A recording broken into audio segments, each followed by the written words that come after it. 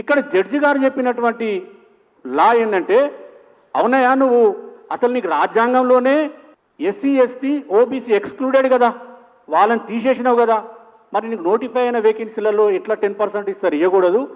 Notify అయిన వేకెన్సీలలో SC ST OBC minus అయిన తర్వాత మిగిలిన ఎన్ని జనరల్ పోస్టులు ఉంటాయో అవి మాత్రమే ఇవ్వాలని చెప్పి తీర్పివ్వడం జరిగింది. ఇప్పుడు దేశవ్యాప్తంగా దాని మీద ఒక చర్చ జరుగుతూ ఉన్నది.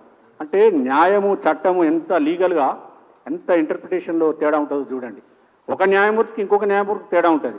అందుకే మనం మొత్తం మనకు డెమోక్రసీలో చెక్స్ అండ్ బాలెన్సింగ్ సిస్టమ్, ఒక దగ్గర ఫెయిల్ అయినానికి ఇంకొక దగ్గర న్యాయం జరిగే అవకాశం ఉంటుంది. అంత మంచిగా మనకు ఫ్రేమ్ ఉన్నది ఇక్కడ. మనకు లోకల్ బాడీస్ రిజర్వేషన్కి వస్తే 2013 వరకు కూడా ఈ 34% రిజర్వేషను బీసీలకు ఉండేది ఇక్కడ. ఎప్పుడైతే 2013లో కూడా అప్పుడు ఉన్న కాంగ్రెస్ ప్రభుత్వము వాళ్ళు సుప్రీంకోర్టులో, అంటే ఇక్కడ హైకోర్టు కొట్టేసింది, ఎందుకంటే 50% సీలింగ్ దాటొద్దని. ఎక్కడని ఇదే పంచాయతీగా వాళ్ళు ఇవ్వాలనుకుంటే లేకపోతే ఇయ్యరు. సుప్రీంకోర్టులో స్టే తీసుకొచ్చుకున్నారు 34% రిజర్వేషన్తో ఎన్నికలు నిర్వహించుకోవడం కోసం.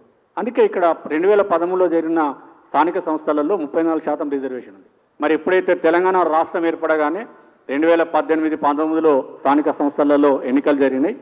ఆ ఎన్నికలలో ఇదే 50% సీలింగ్ సమస్య ఇక్కడ ఆంధ్రప్రదేశ్లో కూడా అప్పటికే ఇక్కడ హైకోర్టులో ఒక తీర్పు వచ్చింది.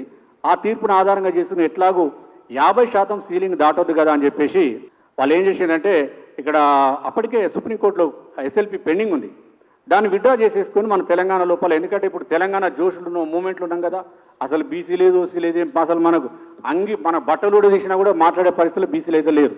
వాటి రిజర్వేషన్ తగ్గించేసిండు, రిజర్వేషన్ తగ్గించేసిండు, కథం అదే కంటిన్యూ అవుతా ఉన్నది.